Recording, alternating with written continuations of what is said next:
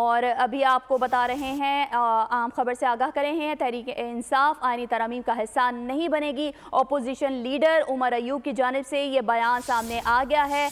Parliament के खुसूसी committee के पास आईनी तरमीम लाने का कोई मैंडेट नहीं है। मजीद क्या कहना है, आइए आपको सुनवाते हैं।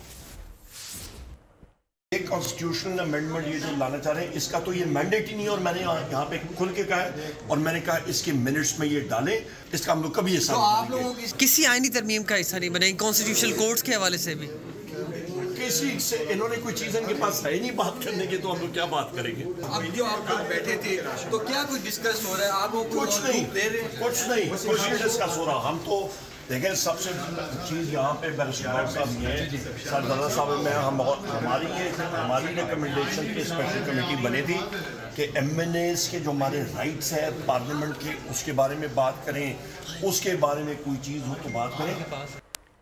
अपोजिशन लीडर उमर अयूब की जानिब से कहा गया है कि PTI अब आईनी तरमीम का हिस्सा नहीं बनेगी। कमेटी का काम, और आपको बताएं कि तहरीक इंसाफ आईनी तरमीम का हिस्सा नहीं बनेगी। अपोजिशन लीडर उमर अयूब का ये बयान सामने आया है। कुछ देर कबल मीडिया से गुफ्तगू कर रहे थे और गैर रस्मी गुफ्तगू करते हुए कहा कि पार्लिमान के खुसूसी कमेटी के पास आईनी तरमीम लाने का कोई मैंडेट नहीं है। उमर अयूब की जानिब से मजीद कहा गया कि हमारे MNAs की गिरफ्तारी पर खुसूसी कमेटी बनाई गई थी। अपोजिशन लीडर उमर अयूब की जानिब से ये कहा गया, मजीद कहा कि कमेटी का काम अरकान के हुकूक और पार्लिमान में जिम्मेदारियों को देखना है।